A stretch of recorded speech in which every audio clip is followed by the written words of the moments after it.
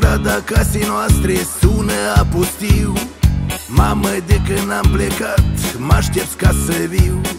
Tot te uiți la poarta casei să deschidă încet, ca să vezi feciorul drag care îl aștepți.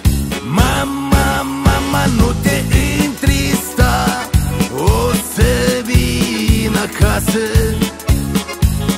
Important în viața asta să fii sănătoasă. Mama, mama, eu sunt fiul tău pe care îl iubești și mă rog la Dumnezeu în veci tu să trăiești.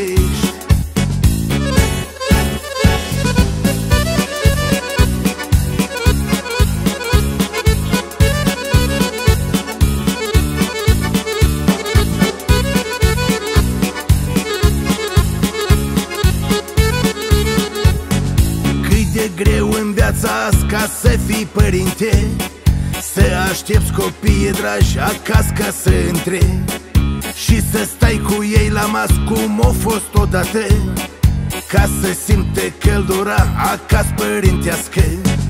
Mama, mama, nu te întrista, o să vin acasă.